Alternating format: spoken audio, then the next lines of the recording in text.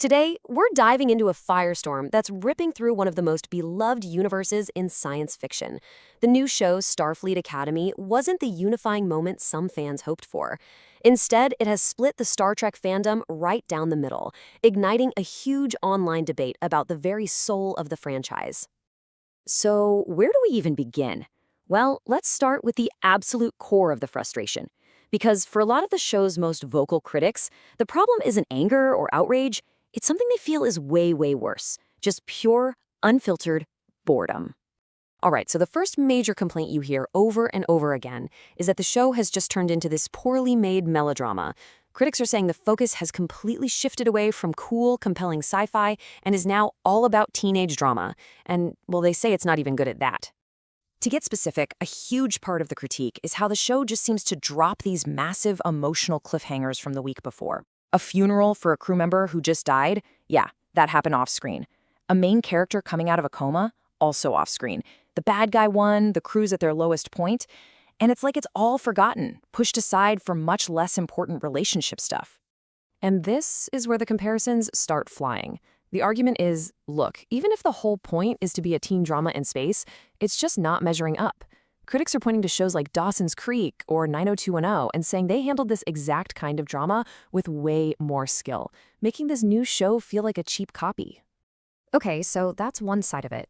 But then there's this whole other line of criticism that goes beyond just being bored. This view focuses on what it calls low IQ writing and digs into the themes simmering just under the surface. This argument points to a story that's supposedly so tangled up in romantic subplots that it's being called a love pentagon, and yet it's apparently as messy as it sounds. The claim is that it's become so convoluted, you can't even follow a meaningful story anymore. And this is where the critique gets really sharp. This perspective says that the main conflicts in the show are just shallow. Take, for instance, a character faking her credentials because she has imposter syndrome. To these critics, that's not a deep, compelling motivation. It's just seen as poorly constructed and not really worth talking about. This then leads to a much more pointed ideological argument. The theory here is that these character arcs don't feel natural because they're actually a reflection of the writer's own anxieties about diversity, equity, and inclusion programs in Hollywood, that they're writing about a fear of being an imposter who didn't really earn their job. Now, to really get the next point, we have to talk about a term that gets thrown around a lot in fandoms: the Mary Sue. Basically, it's a character who is just perfect. So competent, so flawless, that they feel completely unrealistic and, frankly, kind of boring.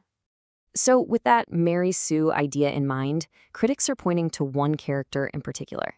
They say she perfectly fits the mold. She's got amazing scores, she's great at everything, and she's getting promotions after just a few months. Because her success feels so easy and unearned, they argue that her whole internal struggle with imposter syndrome just doesn't feel believable at all. And this is where the conversation gets so much bigger than just one episode. The backlash has become so fierce that people are asking a really scary question. What if all this negativity doesn't just hurt the show, but actually kills the entire Star Trek franchise? This whole meta debate really exploded after some comments attributed to one of Star Trek's technical artists, Christopher Cushman. And his comments raised a really provocative question. Do fans have a responsibility to support a show, even if they absolutely can't stand it? The argument is basically this. If fans are just relentlessly negative online, a practice some call review bombing, the studio could get spooked. The fear is that Paramount might just decide it's not worth the headache and shut down all Star Trek production for like a decade or more, sending the whole thing into a deep freeze. But the comeback from the critics? It's pretty brutal. Their response is basically, so what? From their point of view, the new shows are so different from what they love about Star Trek that for them, the franchise is already gone. So a 10-year break? It wouldn't really change anything for them. So you can really see the two warring philosophies here. One side is saying you have to eat your vegetables, sit through the shows you don't like to get the dessert of better shows down the line. But the other side says that's crazy. Rewarding what they call slop doesn't get you dessert, it just gets you another plate of slop. And really all of this, all the arguments about the writing, the characters, the themes, it all boils down to one massive fundamental question about who really owns a franchise in modern media. This statement right here, this really gets to the core of that argument.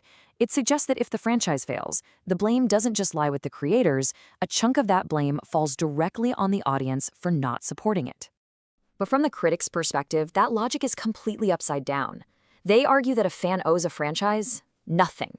There's an analogy going around. If a hot dog stand gives you food poisoning, you don't have some moral duty to keep buying their hot dogs to keep them in business. In this view, if the show fails, the responsibility is 100% on the creators for making something people didn't want to watch. And that's what we're left with, a central, almost unanswerable question. This isn't just a simple debate over a TV show anymore. It feels like a battle for the very soul of a franchise, pitting the people who make it against the people who have loved it for decades. And when that happens, who is entitled to win?